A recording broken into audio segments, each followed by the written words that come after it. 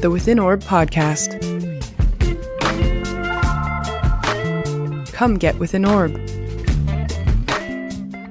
Welcome to another episode of Within Orb, and today we are meeting Dr. H, author of 2 books on rectification, including Charts of the United States and various related mundane factors, really deeply technical works that have been presented on a research website since 2007 and recently moved to Substack. Dr. H, it's an honor to have you on Within Orb. Thanks, Jen. It's great to be here. I have not really been to any national astrology conferences. I did one in Philadelphia, slip in for a single session a couple of years ago, but I maintain a relatively low profile. I have just a handful of clients. I don't advertise for clients. I don't need any. I'm getting close to retirement. So I've been sharing my astrological research over the years at regulus-astrology.com and through the 2 books that I've published on rectification.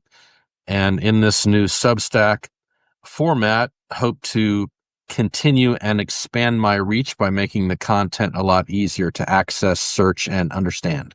Well, thank you so much for making that shareable. I really love the way when you work with rectification, how you discuss the bounds. I think I've been working with the bounds at CAELi in a group we call Leaps and Bounds, where we're studying various ways it shows up in astrology. And so your work with looking at primary directions and how to figure out the exact prediction of events using, bound rulerships and their shifts and even where you bring up in the 4th edition of one of your texts how zodiacal releasing is incomplete unless you look at what the bound ruler of the lot is. Right. I think that a lot of us in the traditional revival, for instance, those of us who studied with Robert Zoller, he taught Fidaria, but since he operated primarily with Bonatti as his main text and less so with the Hellenistic authors, he used Fidaria and perfections and emphasized those things to a lesser extent, solar returns in his teaching for predictive methods and primary directions, whereas a lot of the young Hellenistic astrologers coming out of the Robert Schmidt school have really focused primarily on zodiacal releasing from spirit and from fortune as well as other lots. And what I'm trying to do in my research right now is to not use a favorite single technique, but use them all and see how they play out and not try to be biased against one or the other. So the current edition of a rectification manual has a side-by-side comparison of Fidaria and the major L1 periods in zodiacal releasing for all the American presidents. So you can see how they work out side by side. So nobody else has done this to my knowledge, and it's something that we need to tackle as a community now that the traditional astrological revival has exceeded its first Saturn return since the mid-90s. Yes, absolutely. I love hearing that you're also an astrological maximalist. I advertise my site as a site in Medieval Predictive Astrology because that is Robert Zoller's type of astrology that he practiced. But I do move forward a little bit. I do use solar arc directions. I use them a little bit differently than how Noel Teal used them. And I think that they only work on certain charts that have very solar placements, that they got to have a placement of something in Leo. I mean, Noel Teal himself had moon in Leo in his natal horoscope, and I find out they work very well for people with Leo rising or moon or sun in Leo or the ruler of the horoscope in Leo. Tend to be very public people. Solar arcs time very public events. So that's an example of something I move to the future with. But moving backwards from the medieval period, I move back into the Hellenistic stuff and picked up zodiacal releasing in the last 5 years. I'm getting more into the 12th parts, but trying to, do one thing at a time here, just so I try to kind of build my base on a solid ground before I go too deep into something which might be too specific before attacking and mastering the more critical moving parts first. Awesome. So what was your first astrology book? Well, the first astrology book I would have purchased before I began studying with Robert Zoller. And I started studying with Robert Zoller in 2001 after the September 11th terror attack. As you know, it impacted a lot of people. It impacted me with respect to astrology because I was using a little bit of astrology in my work in finance with regard to financial markets at that time, but not in any great depth. And my principal walked over to me and he said he wanted to know if anybody had predicted 9/11 in advance and what might happen after that. And I researched Robert Zoller was one of the ones who had predicted that, and that's why I chose to take his diploma in medieval predictive astrology, which is what I think the first book that I recommend. Now, that's technically not the first astrology book that I ever looked at, but whatever those are, I've thrown them out and don't remember what they are. I have a limited amount of bookshelf space, and unlike yourself, which is trying to like accumulate this stuff, I have a rule that at the end of the year, if I have any books that don't fit on the bookshelf because they're on the floor or double stacked, I have to do a cull and I have to pare Wow. down. Yeah. Wow. Yeah. So I'm not a hoarder. So some things that I'm haven't gotten to, no, I'm not going to get to, know that, I'm 62 and how much more am I going to do in another 10 years? You gotta pick and choose, you know? Yeah. Yeah. See, I got out of the hoarding accusation by sharing them with everyone, It's not hoarding if you make a research Well, institute. that's one way to do it. Yeah, it was and it's fun when other people can come in here and see the things and play with them and now that you say that there's this periodic culling, I'm thinking to myself, how many books are owned by people and just never touched? How sad is that? I think quite a lot.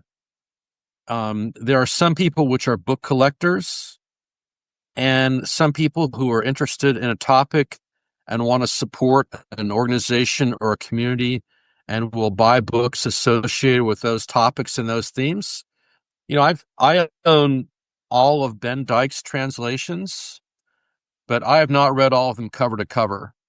For instance, astrological magic is not one of my specialties, so that's one of the books which I haven't cracked the cover, to be Sure. honest, but it's on my bookshelf. Yeah. Yeah. That's just an example of that. So part of the problem, but also the excitement of learning with books is you get to see what other people have done. So you're not starting from scratch and you can kind of compare techniques and there's an excitement to reading and book learning through that process.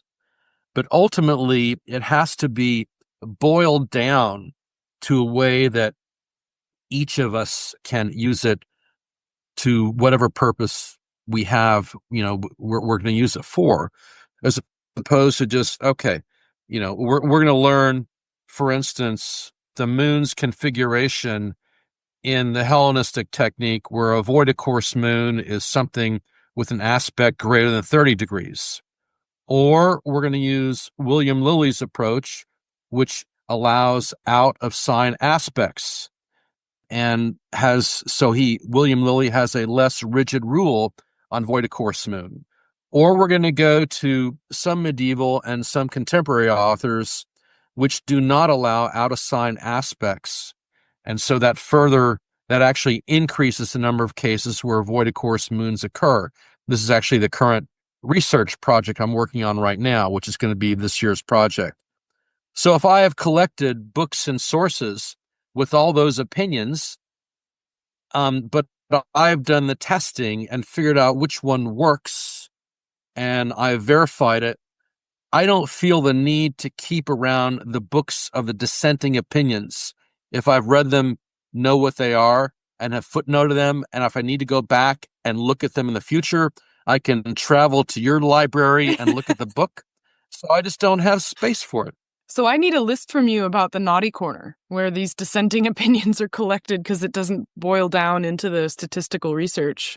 It doesn't bear out, right? Right. I think I have a lot of ideas around why that happens sometimes, and a lot of them are related to capitalism and the need to sell things. But going back to the main, you're the guest here, and I want to make sure that you get to your deserted island and you have the books that you need. So in addition to the ephemeris, you can take 3 books with you. What would you bring with you and why? The 3 books that I've selected to discuss here are 3 books subjects which I have not mastered yet and which still need a lot of study. And one of them is a Babylonian text called Babylonian Mathematical Astronomy Procedure Texts by Mathieu Ossendrijver. I apologize if I mispronounce that. This is really a summary of the first models of planetary periods developed by the Babylonians.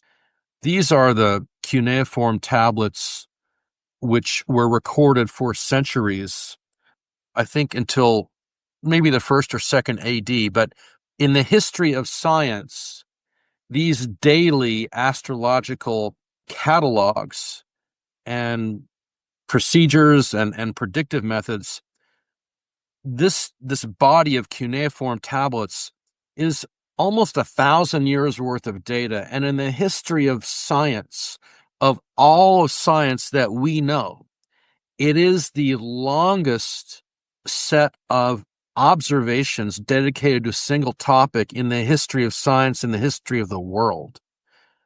And these are the ways where the planetary periods were developed. They were developed by the Babylonians. And when I get more and more into my practice, some might ask, what is my underlying philosophy? I'm really a Pythagorean. I'm the world is made of numbers kind of guy. And if I can understand the numbers and how the Babylonians thought about astronomy and astrology, it will help me get a better foundation and understanding of the cyclical nature of the patterns that we're looking at. So that's the first book. Mm-hmm. So on that note, then, if everything is number, are the cycles expressed as vibration with this sort of sine wave, or the kind of waveform patterns with a peak and a valley and a trough and a peak and a valley? Like, is that then, in terms of like harmonic compression and extension, the behavior of number is a wave? I mean, if everything's number seems very abstract, and we have manifest reality in terms of light, sound, color, tone, these kinds of energetics, right? So like, where does number play in that? Like, is the number first, or is the vibration first and number describes it as a name? I don't have a good answer to your question, but I will answer it instead with an observation. I said that after September 11th, my principal asked me who had predicted 9/11, and I said that Robert Zoller did.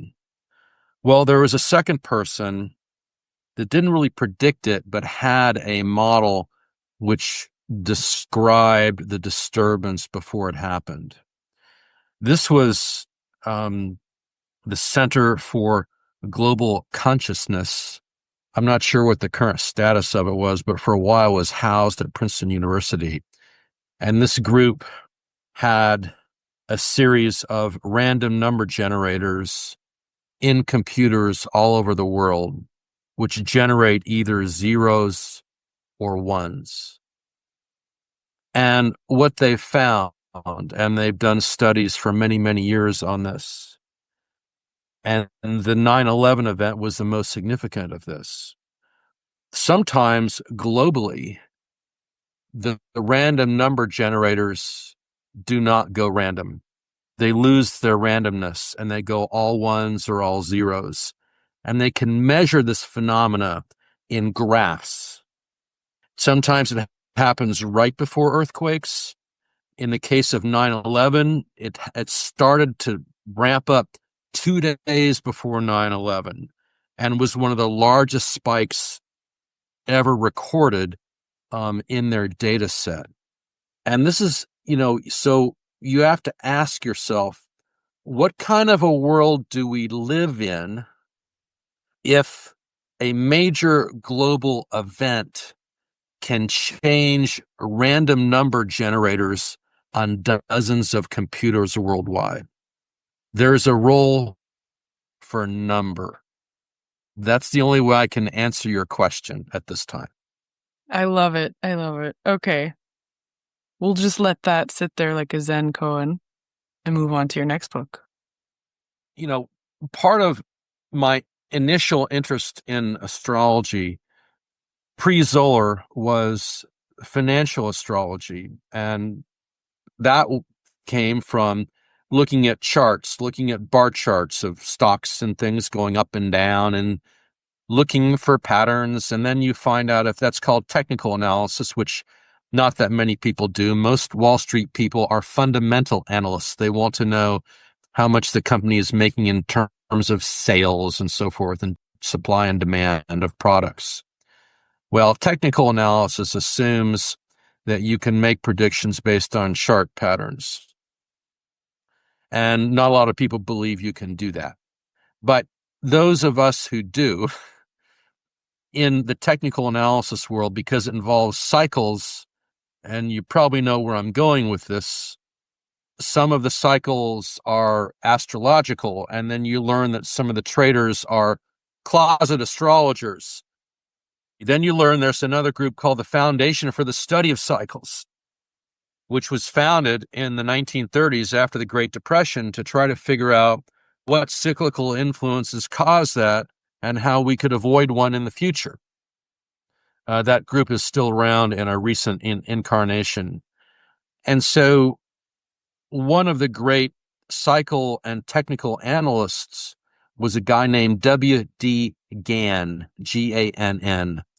And he was a financial astrologer, trader, very successful, one of the most successful traders with a documented track record in the first half of the 20th century, primarily in the grain markets. And he had a theory that price and time, which are numerical constants. So you're looking at a chart and you can say the stock of such and so is at a price of $36 and on, this date, and then on some other date, it's some other price on some other date. His theory was that all the major highs and lows of anything you look at are related by price and time as mathematical constants. And, it's not easy cycle, 10 days up, 10 days down. It's more complicated than that. I mean, so you have to look at multiple cycles. You have to look at cycle compressions, expansions, and see where a lot of these computations using these past dates might stack up. And so that's one of the ways that I got into astrology, and is another reason why I'm a Pythagorean, because I see numbers interacting in the stock market all the time. So cycle compression, cycle expansion, is this where we get the idea of alternate progressed rates, like a half rate or a 1.5 rate of progression, as opposed to simply like a day is a year or a day is a month? I've seen Bill Meridian go into different rates of progression, and it sounds like that might be a way of him talking about a cycle compression or a cycle expansion. I'm not familiar with that specific method of compression or expansion. Typically, what happens is, and one of the companies that does work on this is called Parallax Research, is that let's say you have two highs in prices which are 100 days apart. Well, the normal cycle would be, you count 100 days from the second point and see if there's a turning point on that date. But then you could also count 200 days from that if the cycle period doubles. This gets really kind of it's still numerical, but outside of mainline stuff. It gets into the theory of period doubling, which is a part of chaos theory. And there's really nothing in astrology to do with this. I have done work on chaos theory in terms of how some of these cycles expand, but that's its own topic. And I've done original research in that area. It's kind of beyond what we want to get into. But I don't what I'm doing is, I don't think it's related to what you referred to of Bill Meridian's application of alternate constants to progression theory. Imagine stepping into a room of 5,000 astrology books, turning a corner and stepping into a room of 2,000 more. The Celestial Arts Education Library is every astrologer's dream, and it can be yours. I invite you to come support CAELi before you can visit physically. Your support will mean the creation of 52 new episodes of Within Orb next year, 4 issues of the CAELi Review, our inaugural journal, and countless book talks, events, classes for our community. Visit our website, www.caeli.institute/support, to select your level of care. Please help support CAELi into the future, our future, so that we may study the future together. Thank you for listening. Please enjoy the rest of the show. So your second text is? Well, the second text is somewhat related to time, too. It's another book which I haven't spent a lot of time on. It is called The Oxford Companion to the Year, an exploration of calendar customs and time reckoning. I bought this book used. I don't know if they've updated it. It was first published in 1999. And since we deal with time, I want to know about time systems in great detail. For instance, let me give you just one example of this. Okay, when there was the change from the Julian calendar to the Gregorian calendar, and as astrologers of that era used planetary days and planetary hours, what happens to your planetary day system when all of a sudden the days change, like more than 10 days at a time in a fell swoop? And I believe when I looked at that, it showed that the time increment, I believe it was 2 weeks, so that the planetary days were unchanged. So you wouldn't skip a planetary day in your chronology if you're an astrologer. I need to go back and double check that. But, little things like that and questions you accumulate in the back of your mind, like, why is zodiacal releasing on a 360-day year? Because that's what it's based on, not a 365.2425 day year. And if zodiacal releasing really works on a 360-day time calendar, which is not the solar calendar, what does that mean? Does it mean anything? And let's get a handle on that so we can use the technique confidently and understanding why that assumption was made and why that assumption might work. So those are really getting to some of the real structural issues of how we define time. It's an area I haven't spent a lot of time on.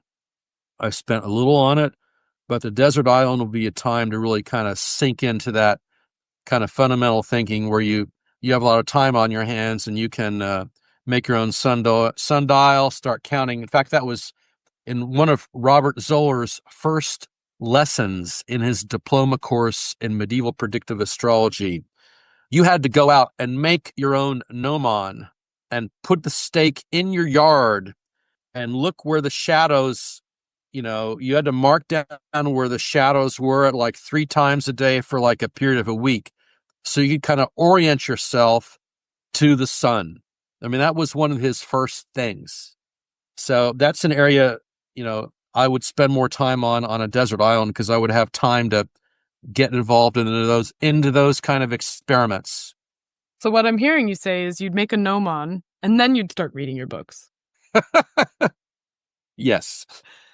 Yeah, this summer, Cam Cassidy is teaching a course on fixed stars, and he will have his students make gnomons. It's an intensive, so they won't get to necessarily use them during that 1 week, but we will be making astrolabes and gnomons together. So it's still happening. Good. It needs to. Okay, so what is your third book? One of the more recent Ben Dykes translations, and one of the thicker ones, is from his series Persian Nativities 4, Abu Mashar on the Revolutions of the Years of Nativities. Although it is primarily a book about solar returns, it does discuss the primary directions model, which I call Abu Mashar's system of distributors and partners, which Ben just calls distributions. It does include Fidaria, perfections, transits. It's a very, very technical book. A lot of these applications that Abu Mashar has come up with for solar returns, I haven't tested them out yet. You know, when I was first learning astrology as a student for a period of about 3 years, I tried to keep a daily diary of what happened. And I try to compare that to like multiple predictive techniques to see what was working and how. And some of this got into the solar return. And I haven't really revisited that area of prediction lately because compared to a lot of astrologers, I don't use solar returns that often. I think that a lot of the reason why we use solar returns today, because it's a convenient marketing ploy to set up an annual reading to get a return client. It's called client retention. You know, are you going to do a full life reading with Fidaria and Zodiacal releasing and Victor the horoscope and say, go forth, and then never see the person again? Or you know, okay, let's see how we're doing in a year. So I think that that's one of the reasons why we use the solar returns quite a bit now, and sometimes more than the way they can be, that they're really useful. What I find is that, you know, the bigger themes are delineated by the natal chart and unfold with these bigger Time Lord methods, whether it's the zodiacal releasing, the Fidaria, the distributions, through the bounds and with the partners. But the solar return gives a little bit more addition to the actual story that unfolds in that given year. And what I found out when I wrote down all my data and checked my solar returns as one thing I was testing was that, let's say I'm having a third house perfected year this year. All right. And so, you know, what's the natal third house? What's the sign ruler of that sign? And that's the Lord of the year. And then so you go to the solar return. Now, one of the ways you time the solar return with the monthly perfections. So if I'm born, let's say I'm not born on this day, but let's say I'm born on September 1st, and it's a third house year for me. So what monthly perfection do I use for the month of September, which is my first month of that birthday? I use the third house of the solar return. And then in the month of October, I use the fourth house of the solar return and the fourth house of the natal, etc. And I found that technique worked very well, and that's included in my book, A Rectification Manual. But there are many other techniques that Ben Dykes includes in there. I'd be interested to know and to test if I have time. For instance, do we use the solar return lot of fortune? How do we use that? I mean, or do we use the natal lot of fortune? How do we integrate those things? Do we just direct the lot of fortune through the bounds like we would the ascendant of the solar return? Abu Mashar has some answers for that. It's like there's so many different permutations of that in that book. It would take me the time that I would only get on a desert island to really work through all those things, because I would also have at the time, at the end of the day, to write down what happened to me so I could have an accurate record of what happened and then have the time to test the details of the solar return methodology. Yeah, the proliferation of nuance in these classical/traditional authors can seem overwhelming when you really get down to it, because you'll learn one way of doing the solar return and go, okay, I know how to do that. And then you find out there's all these other ways of using the information and applying it to forecasting. It can make you feel inadequate. Absolutely. And the way I get to that in my mind, and if I were teaching students, what I would tell them, I said, you do not need to learn every technique. It is impossible. What you should do is to use techniques that you know how to use and use, delineation, prediction of what that technique says. You're not going to get everything, but if the technique works, you should get what that technique says. And you can tell the client, well, there are other things that, we're not looking at, but I'm going for the big pieces here and the big timelines. Now, exactly how this may happen in a third house, whether it's going to be something in the neighborhood or with a sibling or, by derived houses, let's say the career of your housekeeper, because it's 10th from the 6th. I'm not going to have all of those answers, but what I'm going to tell you should be relevant enough and significant enough that it's meaningful for the client. And as long as you pass that test, as a person, as an astrologer, you kind of meet the mark of what you're supposed to be doing.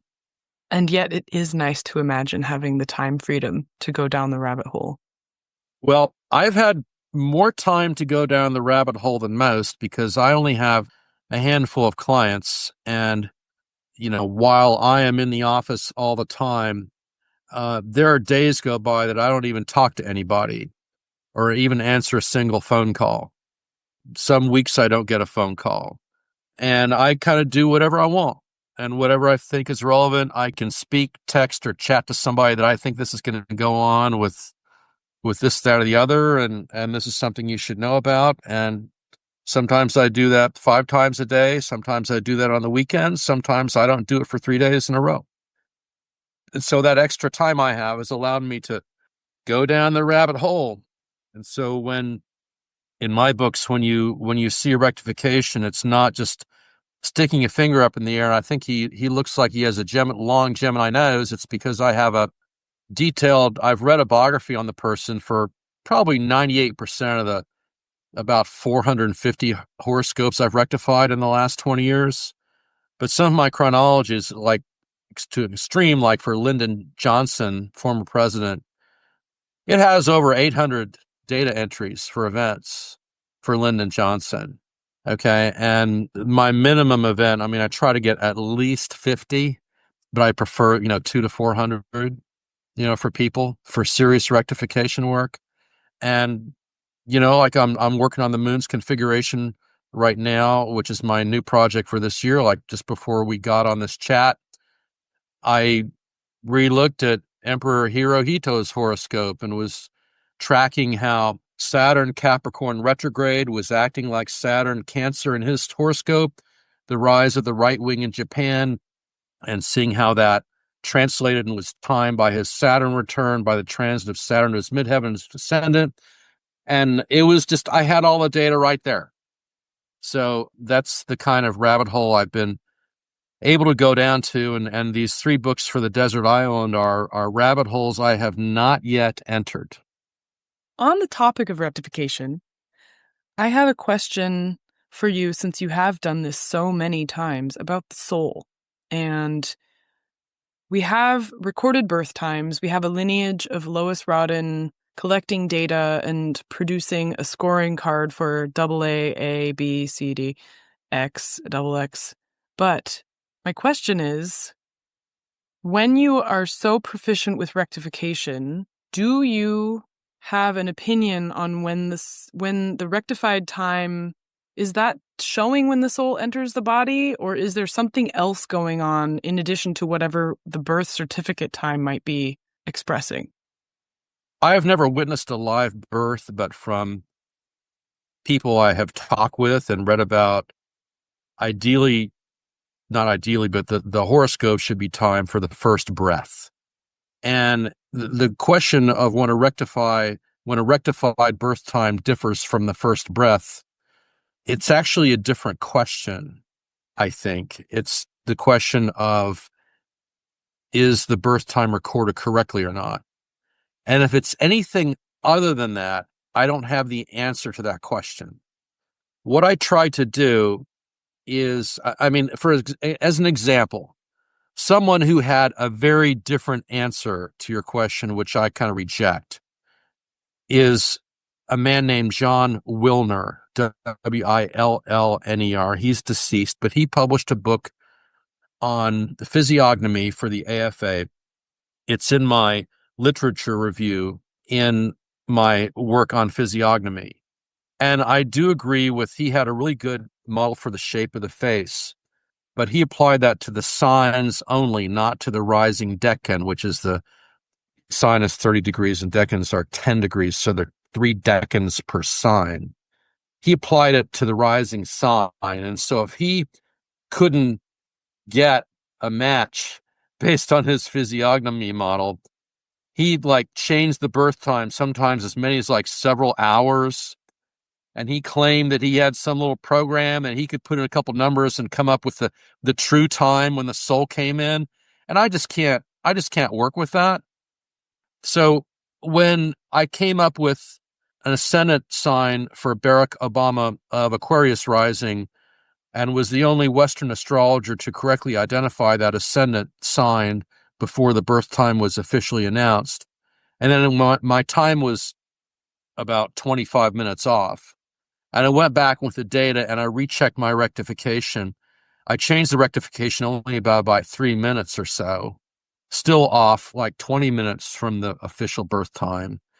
And my attitude is, and philosophy is, I want to have a birth chart which is consistent with all of the predictive methods, what they are and what they say and what the timing says.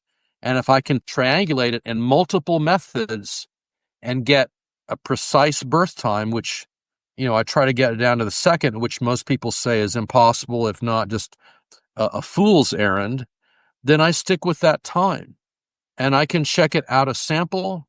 I mean, a lot of people I work with are deceased. I can't do that unless if we're talking about posthumous events, which you can time. But as long as the chart works, I'm sticking with that time, no matter what it is. I mean, there's some things, I'll just give you one other example. And I don't know what happened with this, but George Herbert Walker Bush, Bush 1, actually not Bush 1, Bush 1 was Prescott Bush, senator from Connecticut. He was the grandfather of Bush 2. Anyway, so Astro Databank has a horoscope time for him of a late Leo rising ascendant. And, my rectification is early Virgo. And, if you know anything about George Herbert Walker Bush, the Leo rising is just, it's like laughable. I mean, don't get me started. So, I mean, there are things like that as much as I like Astro Databank, and their data is the first place I go for astrological research, my attitude is I take that birth time and I test it with all my methods. And if I adjust it, I adjust it. And that's the end of the story. And then the quick summary to finish this question. So, like, what did I find in looking at the presidents of the United States, which is the subject of my book, A Rectification Manual? If you break it down into pre or post 1900, obviously pre 1900, we don't have a lot of data, as much data. So before 1900, there were 25 U.S. presidents, 5 of which there's no data at all. We have data on 20 of them. So I'm talking about if you look at Astro Databank and says, date with no time, that's what we call no data. Now, of those 20 that we have data for, in my work, the ascendant was correct for only 5 of those, or 25% of the time. And for my work agreed with the ascendant from Astro Databank, the average difference in my ascendant degree was 8.5 degrees. Now, when we go after 1900, we had 21 presidents. We have data on all the 21 presidents, and I'm including up to the current sitting president. I had the correct ascendant sign based on my rectification compared to the 21 of 15 correct. That's a 71% correct ascendant. And for those I agreed with the ascendant, the average difference in the ascendant degree was 4.5 degrees. So that's I would say that kind of finding is typical of what I find after, for data for people born, after 1900. It's very typical. And so if you talk about the soul and bounds, which is a topic of one of the papers, which I haven't published yet, actually I haven't published it in book form, but it's on my site of the Victor of the Horoscope, the bound placement of the ascendant, midheaven, lot of fortune, lot of spirit, which are very sensitive to the birth time. That's like one of the most important indicators of what the soul is in the Victor model of Antiochus and Porphyry. And if you're dealing with an average error of 4.5 degrees of the ascendant sign for the ones where I agree with the ascendant sign, which is 71% cases, you can see why, in my opinion, the Astro Databank database is not accurate enough to do a lot of testing that I require. And that's a very controversial statement, because that means that the work that thousands of people have done and millions of hours in the 60s, 70s, 80s, and 90s on this data set is not worth really much, because the data is not accurate. So that's a strong statement, but that's the finding of my research. And one of the reasons why some people look at my stuff and they just ADB, George H.W. Bush is lately arising. I show early Virgo, and they go, what WTF? And they just throw my stuff away, and they won't even, I've had some people, look, the work is controversial. I've had some people that I've offered to give the books to free. They don't want them. They don't want it, because if what I'm suggesting, even a portion of it is true, it fractures a lot of the assumptions that astrologers use in the charts that they study. But that's what my work says. Take it or leave it. And that's what research is. This morning I spoke with Gary Phillipson, whose book Astrology in the Year Zero is coming out. And Nick Campion was also there. And the conversation was, is astrology true? And Gary said, in his research, speaking with so many astrologers who have had robust professional lives in the field, people tend to do what they do best. Like you were saying about the technique that gets you the most mileage, you're going to ossify a little bit. You're going to settle down, hunker down, work with that technique. And you could be doing that for the decades before adding something else or never adding something else to it, because you kind of find your groove and you sing that tune. And so if you've come along with research that shatters that, nobody wants to raise their hand and say, I want to destroy my professional practice so that I can update my software. That's radical, really. Yeah. Like, for instance, my work shows that, a lot of people haven't even thought about this. The lunar nodes. Do you use the mean node or the true node? Most software that ships these days has both options, but it shifts with the true node as the default option for the lunar nodes.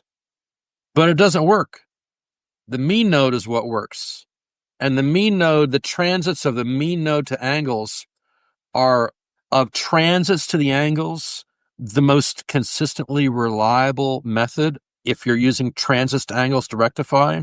And if you're not using the mean node, you can't do it, because it can be off. The difference between the true and the mean node can be different by as much as 2 degrees. And if you're not using the mean node, I've said on a podcast before, actually for Chris Brennan's rectification course, that if you're not using the mean node, I don't think rectification is even possible. All right. That'll just send some people right off the roof. Speaking of sending people off the roof and teaching them things, if someone comes to you and says, wow, I love everything about this conversation, Dr. H, what should I read to become an astrologer? What books should I study to be a good beginning astrologer? I think that Ben Dykes' book, Introductions to Traditional Astrology, Abu Mashar and al-Qabisi, is a really solid fundamental base into traditional astrology. He also gives a little bit of the philosophy, talking about the traditional astrology did believe that some things were good and some things were bad. And I mean, Ben didn't say this, that this is a tenet of some modern humanists, that there is no evil. They're just good people making bad choices. Okay, that is a contemporary idea not found in the tradition. Now, Ben did not say that, but to say that some things are good and some things are bad, and as traditional astrology can give us a handle on that, he includes some of those things in that book. So I think that's important. Now, the other two books that I include are not astrology books, but they will help you to become a better astrologer. One of the astrological techniques popular in the Renaissance times was something called temperament. Temperament is an elemental balance of the four primitive qualities of cold, hot, wet, and dry. And it has a lot of application in medical astrology. It's also the forerunner of the Myers-Briggs test that Carl Jung developed. It's based on that. And you can develop personality profiles based on, temperament and so forth. So the book by Randy Rolfe called The Four Temperaments is a very detailed work written not for astrologers, but just for people that want to know about temperament and how people behave. And if you're married to somebody who's a different temperament, how do they act? How is that different than you act, and how you might interact with them? It's a very, very helpful book. And the other book is a book on physiognomy. Now, physiognomy is the shape of the face, and it's another way of profiling people. And the book that I actually put down, you can tell I'm kind of ornery here, is Orson Fowler's 1840 book called Practical Phrenology. This was American homegrown temperament theory based on basically bumps on the head, but which we know is a pseudoscience because it's not true. Although localized brain function is true, they just didn't have the quite right way to do it. But his book on phrenology covers a lot of other topics, including temperament, and including similar things like, a person has a high voice. What does that mean? In a male, that would maybe mean that the male is effeminate. Okay. And that would be something you could find as an aphorism in a traditional astrology text. You'll find that kind of thing in Fowler's Practical Phrenology, but there's no astrology mentioned. So I always find it helpful to not just look at astrology, but as Robert Zoller said, to read widely and to see how different methodologies attack the same kind of issue. Because what happened in America in the 19th century, there was not a lot of astrology going on in the 19th century, with the exception of, God, I can't remember the guy's name that wrote was active during the Civil War. Luke Broughton? Yeah, Luke Broughton. Before Luke, there was not that many people. In fact, what the equivalent of getting an astrology reading today would be going to get a phrenology reading. Okay, this was a major part of American society in the 19th century. So that's interesting in and of itself, but it's you're putting yourself in the position of somebody, the same kind of person that would go and get an astrology reading today. They would get the equivalent of it with this phrenology reading in the 19th century, and it covers a lot of the same topics. So it helps you think about the topic from a slightly different perspective, and I think we can all gain from that as we study. Thank you. Thank you for that. So, and thank you for spending time today sharing your thoughts on these books and also astrology in general and rectification particularly. Where can people find your Substack? The Substack is the same URL which I have always had. It is www.regulus-astrology.com. And you should be able to find it. Now, there is an astrological software program on the market called Regulus. That is a separate business entity. I have no relationship with that. So if you search for Regulus Astrology, it might show up in the search results of software. That's not me. look up Regulus Astrology, Medieval Astrology, Rectification, Dr. H. It should come right up. Awesome. Well, thank you. Everyone, go check it out. And Dr. H, thank you so much for being on Within Orb. Thank you so much. Thanks for listening to Within Orb. If you loved this episode, share it with your friends, give it 5 stars, leave a comment. In Spotify, you can do that now. To learn more about the CAELi Institute and perhaps become a member or take a lab that we teach, please go to caeli.institute. That's caeli.institute. Thanks again to the E-Block Band for providing our intro and outro music, and also to Jen Brown of JJ Boots Productions for being an excellent producer. If you would like to have a podcast be edited like Within Orb, reach out to Jen. This is Jenn Zahrt, signing off for now. See you next week.